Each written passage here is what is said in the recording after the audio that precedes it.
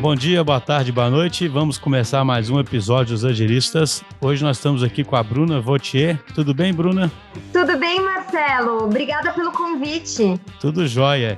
Então, pessoal, a Bruna já vai se apresentar. Ela é diretora na Procter & Gamble e vai ser uma conversa bem interessante que a gente vai ter aqui sobre a necessidade da transformação digital nesse negócio. Como que essa necessidade vem se acelerando, né? Que é um fenômeno, já tem até a velha piadinha aí, né? De que o Covid-19 que é o maior causador da transformação digital. E o que significa nesse negócio, né, da Procter & Gamble a transformação digital? Um outro aspecto importante adicional aí, que a indústria tem que se transformar junto com o varejo, né? Para poder fazer com que a transformação seja efetiva para o consumidor final. Então, que talvez torne ainda mais desafiador, né, essa transformação. Então, Bruno, primeiro você podia só se apresentar, contar um pouquinho sobre o seu background, né, e o que você faz hoje em dia na Procter & Gamble, para a gente poder começar a explorar esse tema que eu disse. Claro, com muito prazer. Bom, gente, bom dia, boa tarde ou boa noite. Obrigada por conectarem aqui, estar junto com a gente nesse momento tão louco que a gente está vivendo. Meu nome é Bruna Vautier, também conhecida como Bruna Almeida dentro da Procter.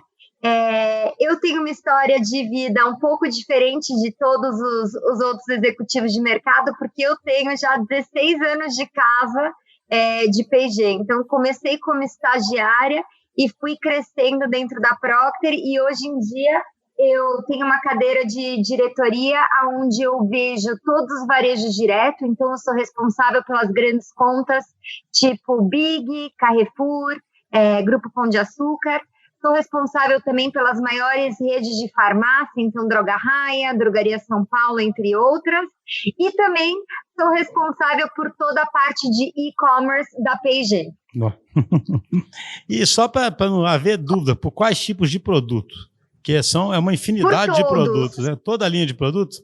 Todos, Marcelo. Eu sou aquela pessoa que, inclusive, agora recentemente eu também assumi a parte de import. Então, todas as nossas linhas também que a gente importa diretamente, eu cuido. Recebi um novo filho agora que é o Fixodente. Então, eu cuido desde Pampers ao Fixodente. Eu me encarrego aí da jornada inteira. Entendi. É interessante isso, né? A jornada todinha do cuidado, por exemplo, com a criança, né? Exatamente. Desde quando a gente troca a fralda até o momento onde a gente tem que fixar a dentadura. Acompanha a vida inteira, né? E me conta, você tem um background de TI ou de outra área? Como é que é? Zero. Eu sou zero TI. Eu comecei minha carreira na Procter na área comercial. Fui trade marketing muito tempo da minha carreira, especializado em beauty care. Então, eu cuidava muito das marcas de beleza. Fui para o Panamá, onde eu desenvolvi toda a parte de Shopper Insight e Shopper Expertise para América Central, Caribe e países da América do Sul. Logo depois disso, mudei para o México, onde eu fiquei responsável pelo grupo Walmart. Trabalhei na parte de marketing também do varejo indireto, então para atacados, distribuidores. E aí volto para o Brasil nessa cadeira que eu te comentei. Então, a minha vida é muito focada em marketing comercial. A minha paixão por digital e online é desde sempre. Eu me considero uma early adopter. Então, quando saiu os primeiros aplicativos de pagamento online, eu era a primeira a usar. E-commerce, eu já comprava tudo que eu podia comprar de e-commerce, ainda quando a conexão era quase discada. Então, eu sou um early adopter entusiasta mesmo. Entendi, que bacana. Então, primeira coisa, a gente vai falar sobre a transformação digital, né, nesse negócio. Poxa, você está numa posição aí bem privilegiada de estar 16 anos aí dentro, né? Qual a mudança que você foi observando? E primeiro, só para assim, eu sempre gosto de garantir que quem está ouvindo esteja entendendo bem, nessa diretoria a sua responsabilidade é de vendas, é de fazer esses produtos escoarem por todos esses canais. Qual que é a principal responsabilidade? A minha área é comercial e a gente, dentro da área comercial da Procter, a gente se encarrega de desenvolver planos estratégicos para cada um dos canais, onde a gente elabora toda a estratégia comercial para garantir a venda desse produto. Na minha cadeira agora de e-commerce, eu também estou agregando toda a parte de marketing. Então, tudo que é mídia programática, todas as campanhas digitais, elas estão vindo para debaixo da minha área também. Ah, tá, entendi. Ou seja, é o relacionamento com todos aqueles grandes grupos lá que você disse, mais todos os canais digitais. Ou seja, hoje os canais atuais digitais de venda já estão na sua responsabilidade. Já estão, meus filhinhos. Eu acho interessante como você tem essa história dentro da empresa e você foi early adopter, mas muita gente não é, né, early adopter, né? E uma coisa que é peculiar, né, que a indústria tem muito costume de olhar muito para dentro, né? Não sei se você concorda com isso, né? Assim, a indústria acaba que ela fica boa em fazer produto, em otimizar a produção, mas muitas vezes não sabe ser puxada pelo cliente, entendeu? E a gente percebe com a transformação digital cada vez mais a necessidade, né, da empresa ser customer centric, ser puxada pelo cliente. Como é que você observou aí com a sua experiência esses fenômenos acontecendo para a Procter? Olha, Marcelo, não é porque eu trabalho na Procter, mas a gente desde sempre a gente teve uma preocupação absurda em colocar o shopper no centro de todas as nossas decisões, desde marketing, campanha, até mesmo lançamento de produto. A gente, desde sempre, tem uma área que a gente chama de Analytics e Insights, que é uma área onde realmente se dedica a entender o shopper e a categoria onde a gente atua na profundidade. E até entender o Customer Journey, né? Onde esse shopper está comprando, quais são as variáveis que esse shopper considera no primeiro momento de compra, no segundo momento da verdade, que é quando o consumidor usa aquele produto. Então, a Procter, eu acho que ela é pioneira em realmente trazer o shopper para o centro da decisão. Eu acho que o que a gente vem mudando bastante e o que a gente está sendo muito intencional agora é entender quais são os meios de comunicação que eu chego nesse shopper e que eu continue sendo relevante para esse shopper. A gente sabe que, por exemplo, nessa pandemia louca, toda a árvore de decisão que estava enraizada dentro do shopper, ela tem mudado muito. Então, a gente está vendo variáveis que antes eram variáveis fundamentais para uma categoria, perdendo relevância na árvore de atributo de decisão do shopper. Então, para mim, eu acho que a grande mudança que a Procter está fazendo e que eu acho que a gente tem que continuar de uma forma mais acelerada também é como que a gente pega todo esse conhecimento do shopper e foca ele, direciona ele muito mais para como que eu vou falar para o shopper para que ele esteja 100% aberto em escutar aquela mensagem, que eu acho que é o grande ponto de diferença que a gente vai focar agora e a gente vai sofrer uma transformação como indústria e como varejo mesmo. Ah, entendi. Então você me diz assim, que a empresa já é uma empresa que tem uma natureza de ser customer centric e de formar e de focar na jornada, né? Mas o que falta agora seria um próximo passo, é usar melhor ainda todo o conhecimento que vocês já adquirem para passar uma mensagem ainda melhor para o consumidor seu, é isso? Isso, eu acho que a gente tem feito um bom trabalho.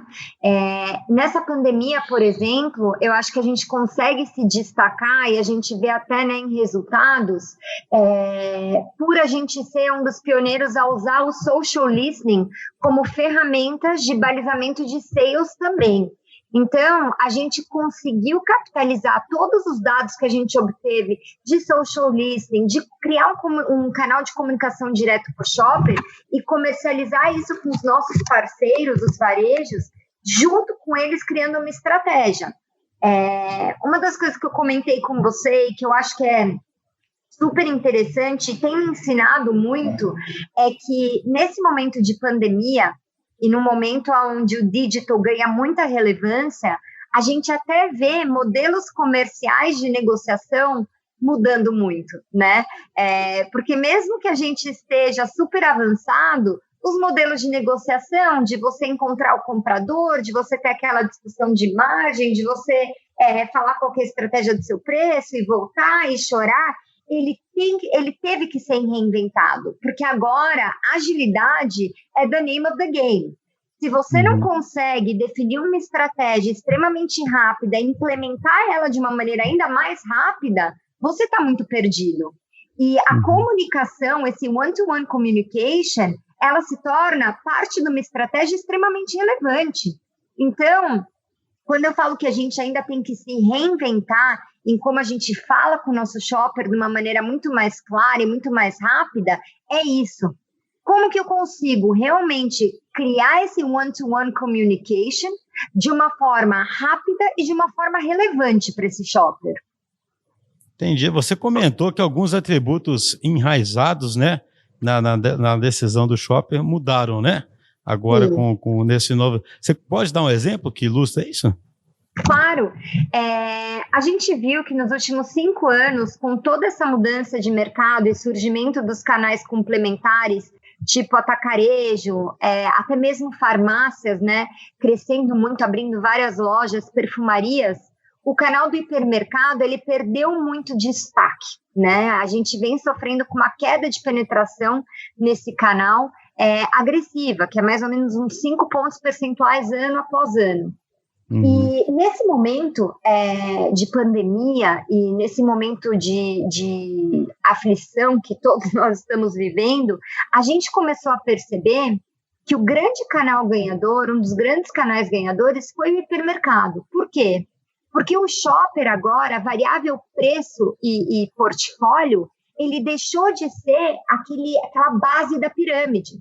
O shopper está preferindo muito mais ter que se deslocar em um lugar onde ele consiga achar tudo que ele precisa comprar em somente uma saída, do que, de repente, poupar um pouquinho mais no detergente que ele vai comprar.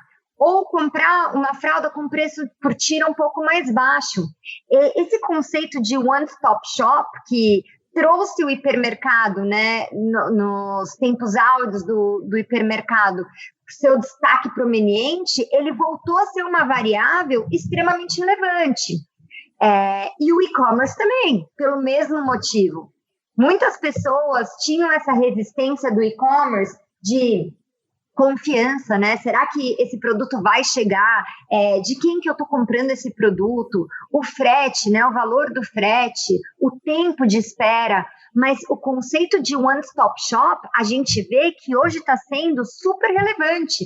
E às vezes mais relevante que o próprio preço. Entendi. O cara quer ter a paz, né? De fazer a compra dele com o menor risco possível e poder ficar em casa, se ele puder ficar em casa, né? Tipo isso, né? Exatamente. Olha, eu não posso sair. Já que eu vou sair, deixa eu ir só para um lugar onde eu possa comprar tudo. Eu posso comprar uma televisão que quebrou e, ao mesmo tempo, eu posso complementar minha cesta de feira, por exemplo, entendeu? É um conceito muito louco. E o hipermercado, ele é o mais próximo disso no mundo físico do e-commerce, né? É o que mais se aproxima por ter esse conceito de one-stop shop. Mas curioso, então, só quer dizer que o hipermercado vinha perdendo essa força. Vinha. Vamos dizer, antes da Covid, o consumidor preferia ir em vários lugares, procurando pelo preço, mesmo que desse um pouco mais de trabalho. Sim, e é engraçado, quando a gente olha o nosso mercado, né, o consumidor ele estava acostumado em fazer a cesta de compra deles em mais ou menos 7 canais diferentes de compra. E hoje, quando a gente vê no meio dessa pandemia, são só 4. Então, ele reduziu 3 canais que ele ia complementar a cesta de compra e, ao mesmo tempo, introduziu o e-commerce. Então, a gente está vendo aí que existem 3 canais que o shopper ia para complementar a cesta dele e deixou de existir. Olha só. E rápido, né? Muito rápido, né? Muito rápido mesmo, assustadoramente. Foi uma questão, assim, de 1 mês e meio a gente viu essa mudança, né? E quando você fala de e-commerce, que você atua com e-commerce, vocês têm um e-commerce seu de vender direto para o consumidor? Não. Ou é um e-commerce via parceiros também? A gente não tem a operação DTC, a gente tem hoje um operador logístico que nos representa nos marketplaces, nos maiores marketplaces, né? Que é o Mercado Livre, B2W, enfim. E a gente também atende diretamente os maiores peer players. Então, Magalu, Via, Amazon, são atendidos diretamente por nós. Ah, tá, entendi. O e-commerce é via eles, é a integração, ou seja, o investimento seus é na integração com todos esses players, né? Exatamente. E você estava falando comigo que a mudança para ser plena, ela exige uma mudança sua e uma mudança do varejo, né? Você consegue explorar um pouco mais esse tema? Super. A gente brinca, né, que no mundo digital não dá para ter tudo. O modelo de negociação que a gente encontrava pré-pandemia e que é histórico e eu acho que nunca vai morrer, mas, enfim, o vendedor tentando vender e o comprador tentando baixar o preço, né? Basicamente, em grandes rasgos, é isso. E existe uma negociação e uma morosidade no processo de negociar bastante alta, né? Mas só uma coisa, isso entre você e o varejo ou entre o varejo e o consumidor final que você está falando? Não, entre a indústria e o varejo. A indústria e o varejo, né? Uhum.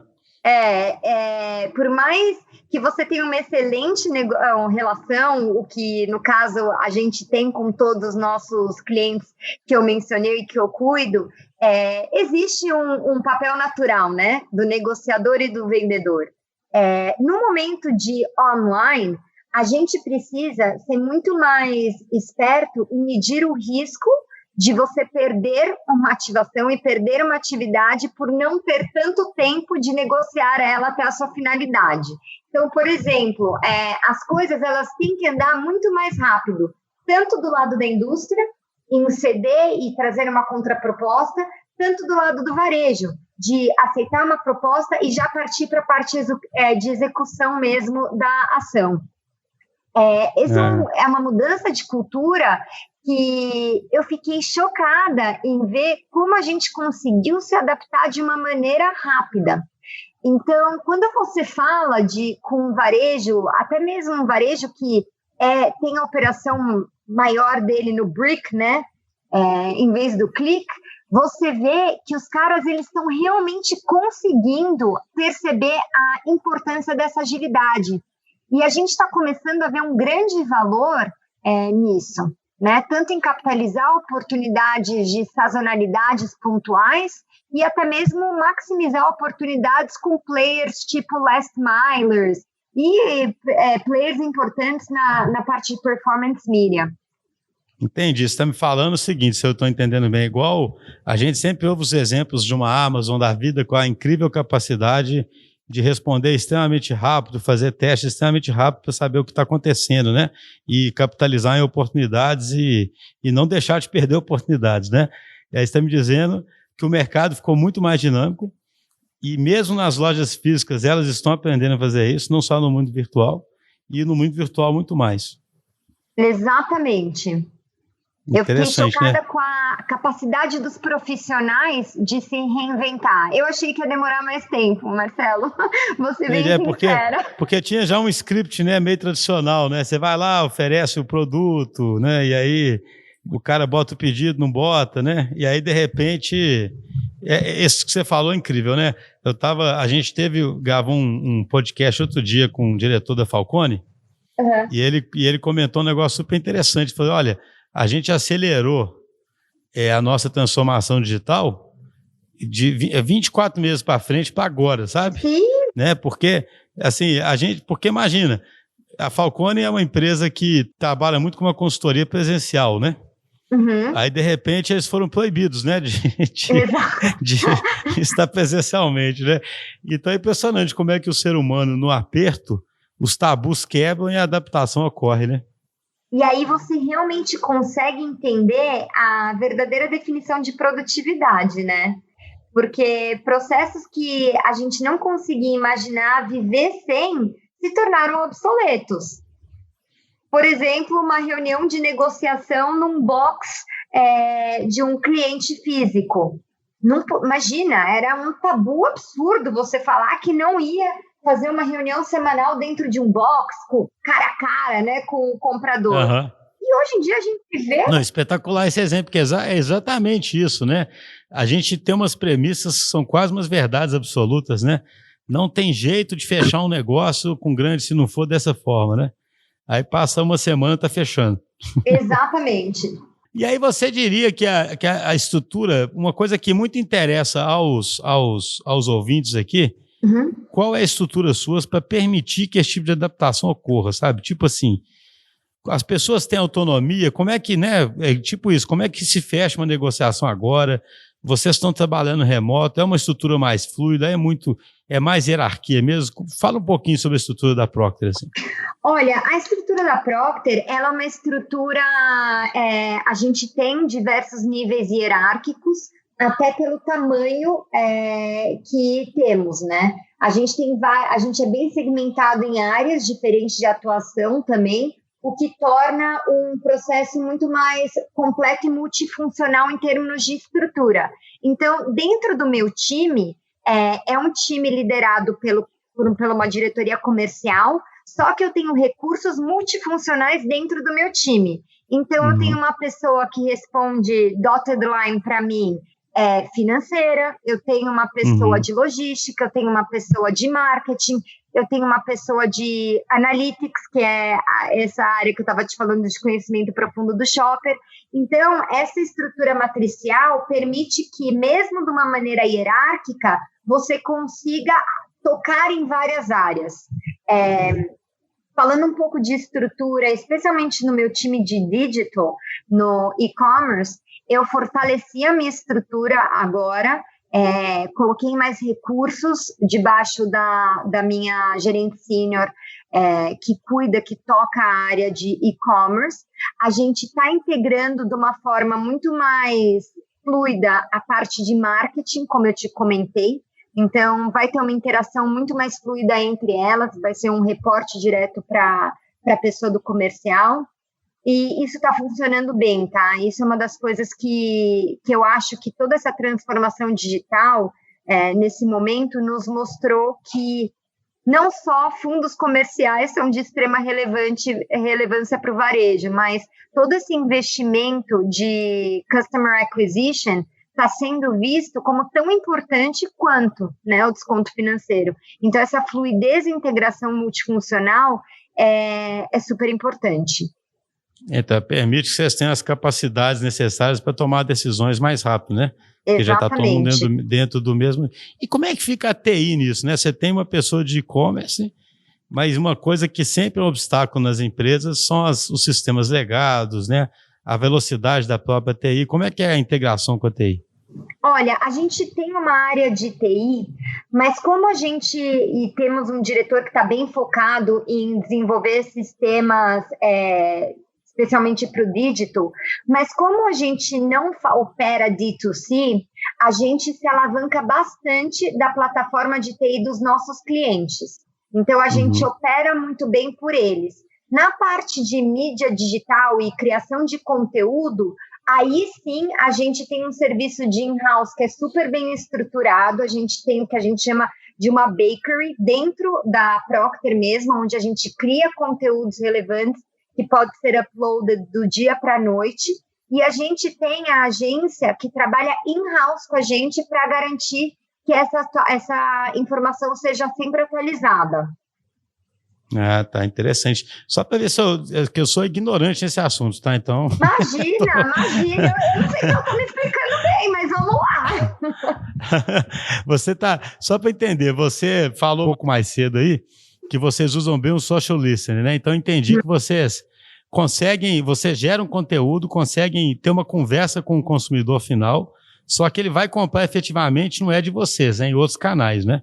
Isso. E aí você então tem que dar um jeito do que você consegue reconhecer no contato direto com ele, com essas interações no social, passar para os canais e ainda pegar um feedback desses canais, é isso? Exatamente, e eu vou te falar, isso não é uma coisa que ela é tão diferente do que a gente faz no mundo físico, tá? A gente usa bastante dados de shopper e a gente faz muito in-house panels, a gente conversa bastante com o nosso shopper, até porque a opinião do shopper, ela pode estar linkada à nossa marca, mas ela sempre vem junto com o viés do canal onde ela comprou. Então, essa retroalimentação que a gente faz com o varejo ajuda muito eles a realmente captar novos shoppers, aumentar share of wallet e, enfim, a estrutura do negócio deles. Então, o social listening, mesmo que seja da marca, ele fala diretamente com a performance e o equity que o varejo está passando para o shopper. Entendi. Então, vocês alimentam os canais com feedbacks que vocês colhem a partir dessas interações, por exemplo, em redes sociais. Totalmente, totalmente. Até porque uma das grandes queixas e um dos grandes atributos, que inclusive é um que mudou muito, Marcelo, quando você me pergunta na importância dos atributos pré e pós-Covid, o out of stock, a falta de produto, quando a pessoa busca, ele virou um atributo, assim, de suma importância. Se ele já era importante, ele virou de suma importância, porque se eu sair de casa, ou se eu estou procurando dentro do Mercado Livre, dentro de uma Amazon, a minha fralda Pampers, tamanho G, Premium Care, e eu não acho, existe uma frustração em mim muito maior do que existiria em um momento onde eu pudesse me locomover livremente e eu não tivesse essa barreira, né? Então, é uma das coisas super interessantes que a gente retroalimenta os nossos varejistas para a gente trabalhar e construir o equity deles também.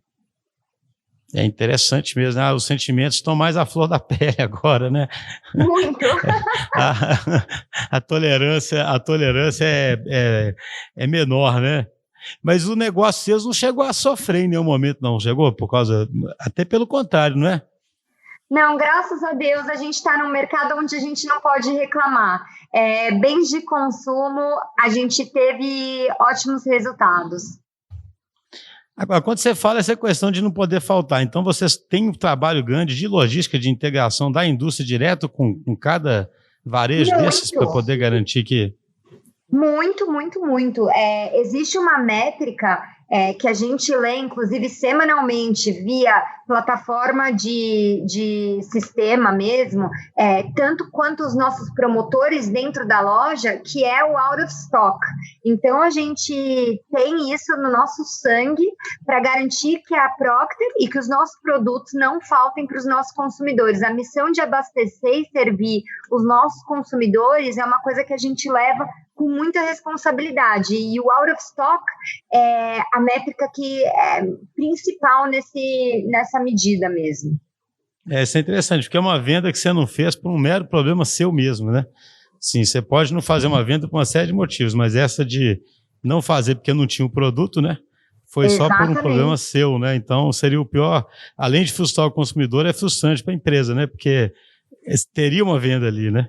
Claro, e o tamanho da oportunidade é gigantesca. Se você olha por categoria, ele chega a ter o potencial de duplicar. Então, realmente é uma coisa que a gente leva assim, com muita seriedade, muito mais também, porque se a gente está se dispondo a falar com o nosso shopper de uma maneira personalizada, oferecendo uns produtos de maior qualidade que tem no mercado, a gente tem que garantir que se esse shopper sai da loja, ou se ele se habilita em buscar, seja ele no digital ou no mobile, que ele encontre. Entendi. E como é que você imagina o avanço desse digital? Isso pode chegar aonde, hein? A gente vê que, eu confesso que eu não sei nem o tanto que isso é usado lá fora mesmo, eu já li muito case, por exemplo, da Amazon, que a pessoa tem um botãozinho em casa, né, por exemplo, ela aperta o botãozinho para já entregar detergente na casa dela, né? Sim. Usando a internet das coisas, a própria lavadora de roupa já encomenda lá um amaciante, né? Sim. Você vê, isso é relevante lá fora mesmo, né? Não sei se você tem essa informação. E você imagina esse tipo de coisa ficando relevante aqui? Ela é super relevante. Esse exemplo que você deu, ele é parte de um pilar de Subscribe and Save. Mas se você vê, historicamente, empresas que tiveram super sucesso, tipo Dollar Shave Club, eles vieram com essa comunicação e oferecendo essa comodidade. Então, no mundo moderno, eu vejo isso definitivamente como futuro, porque no mundo moderno, eu sou mãe de 2, trabalho que nem uma louca. Eu não ter que me preocupar em fazer cálculo e saber se a fralda do meu filho vai terminar ou não, dado o dia, e ter a segurança que isso vai ser entregue na minha casa todos os meses, para mim é uma maravilha. Entrega muito mais do que só o produto. Aí é a verdadeira construção de proposta de valor entre o varejista e a indústria, oferecendo o ápice, né? Que é um produto de qualidade com a conveniência que você nem chega a sofrer por ela já é antecipada, né? É o melhor que pode existir em termos de fricção, né? Você é quase que comprando a fralda como um serviço mesmo, né? Que é o serviço, né, de deixar os seus meninos sempre limpinhos, né, e prontos. Interessante. Então, você acredita que o futuro seria, gradualmente, todos esses produtos se tornarem subscrições?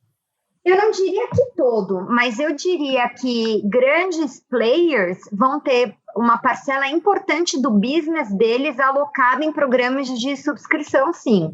Entendi. E do ponto de vista, eu sei que vocês, só mudando um pouquinho de assunto, né? Vocês são conhecidos por fazer muitos produtos diferentes, né? Sim. Como é que é isso, hein? Aproveitar para explorar um pouquinho esse tema, que é super interessante. Mostra muito essa característica de ser uma empresa que é centrada no usuário, né? Vocês conseguem fazer protótipos de produtos e testar antes? Como é que é essa criação de novos produtos? Bom, é um tema que eu amo, sou apaixonada. A Procter, ela é conhecida por o nosso investimento em inovação. Existem vários buckets de investimento onde, se existe uma necessidade de redução, a gente até reduz, mas na parte de inovação e qualidade é uma coisa que a gente não abre mão. Inclusive, ano passado a gente trouxe para o Brasil toda a nossa equipe de realmente inteligência de produto e desenvolvimento de produto para o Brasil. Eles estavam alocados na Venezuela, a gente construiu um centro de inovação em Louveira, onde esses cientistas desenvolvem produtos baseados no insight do consumidor brasileiro e alguns países da América Latina, e desenvolvem o produto para aquela necessidade, daquele ambiente, enfim, focado muito naquele consumidor. Então, a Procter, ela é bem focada em direcionar o investimento para a necessidade daquele shopper. Entendi. Eu gosto muito desse tipo de exemplo, porque quando fala de agilidade com software, é mais simples, né? Porque o software você consegue mudar mais fácil, né? Quando se fala de agilidade para fazer novos produtos, começa a ser mais complexo, né? Então vocês conseguem, né, porque assim, envolve o produto, envolve a embalagem, né, envolve uma série de coisas ao mesmo tempo, né? Vocês conseguem fazer esse processo mais ágil? Conseguimos, inclusive, eu quando estive no Centro de Inovação, a gente estava conversando um pouco com cientistas sobre o tamanho da embalagem, o tamanho da pega da embalagem na gôndola, que a gente achava que perdia um pouco de espaço, enfim. E na hora ele alterou no computador o desenho e imprimiu numa impressora 3D a embalagem nova, para a gente poder comparar exatamente como aquilo ia ficar. A gente levou para um dos nossos grandes parceiros 4 tipos de embalagem de fralda, para que ele nos desse um input do que ele acha que ficaria legal na loja dele. Então, trazer o centro de inovação para o Brasil, ele deu uma super agilidade de produção de produtos, inovação de produtos, e também ele fez uma coisa que, para mim, foi maravilhoso, porque ele incluiu o próprio cliente e o próprio varejo no processo de desenvolvimento do produto, né? Uhum. Então, eu tive um varejo me falando, Bru, eu prefiro a fralda assim, assim, assado, porque minha gôndola ela é feita dessa maneira. Então, assim, a gente vai conseguir comunicar o benefício desse produto de uma maneira mais efetiva. Então, eu acho isso super legal de mencionar. Não, isso é interessantíssimo, porque eu tenho um livro que eu estou lendo que chama... É um livro até da BEM, sobre a adoção do ágil, sabe? Uhum. E ele começa contando uma historinha fictícia, mas é uma historinha comum nas empresas, né, que ele quer ilustrar, que é tipo uma empresa que faz alimentos e que ela queria agora, ela comprou uma empresa e ela tinha comprado uma empresa menor, mais dinâmica, né? E aí eles queriam fazer um novo produto lá que eles determinaram, só que seguindo o processo normal da empresa, isso levaria tipo 24 meses, entendeu? Né? Porque o pessoal vai naquela toada de faz uma fase, depois faz a outra, depois faz isso, depois faz aquilo, né? E aí, essa empresa pequena traria a cultura do agilismo e faria aquilo ali, tipo, em 1/3 do tempo, entendeu? E pelo que você me contou aí, vocês têm vários elementos desses, né? Porque é fantástico, né? Você conseguir rapidamente testar uma embalagem, igual você comentou, né? Imagina isso tradicionalmente. Sim, e eu vou te falar, outro modelo de inovação é você usar o seu tamanho mesmo para adquirir startups que já estavam desenvolvendo produtos incríveis e que você não tem tempo de desenvolver do zero. Então, a Procter comprou uma marca de repelente natural, que hoje em dia é uma das líderes nos Estados Unidos, muito pelo conceito de ser natural, ter esse embasamento de óleos essenciais, enfim, uma coisa que estava super em alta e está super em alta, e ela falou, quer saber, eu não vou começar do zero, deixa eu adquirir essa startup, deixa eu aportar e incorporar ela dentro do meu negócio. E o grande desafio que a gente sempre vai ter, eu acho que a gente tem aprendido bastante, é como você não perder a beleza da startup uma vez que ela se incorpora dentro de uma grande indústria. Exatamente, isso que eu ia te perguntar, como é que vocês têm feito isso? Porque é comum a empresa, ela tá atuando livre, tem menos a perder, né? Porque as grandes empresas têm muita preocupação com imagem, né? Tem umas questões que para as startups é mais simples, né? A startup muitas vezes pode arriscar muito mais, né? Como é que vocês têm feito essa incorporação e achado esse balanço aí? Ter a reputação toda da marca, mas manter esse dinamismo que uma startup traz? Eu acho que a gente fez um bom trabalho em definir hard points e soft points quando a gente incorpora uma startup, né? Então, hard points da P&G, que é sempre a transparência com os nossos consumidores, a transparência com os nossos clientes, a qualidade, né? Todos os processos de qualidade, enfim, esses são hard points. E quando a gente incorpora essas startups, os soft points podem ser a forma que a gente fala com o shopper, o go-to-market, né? Aonde eu vou vender esse produto, onde eu vou deixar de vender esse produto, e essa parte criativa que ela agrega com a compra, né? Entendi, é assim que vocês acham esse equilíbrio, né? Uhum. E te perguntar uma coisa, assim, eu não sei, você já tem produtos que vocês vão lançar em função do Covid? Existe alguma coisa nesse sentido? Temos! Temos, e acho que daqui a 1 mês e meio vocês devem ver aí na loja. Não posso dar o spoiler, mas sim. Então... Poxa, eu podia dar spoiler aqui, inédito no podcast. Imagina!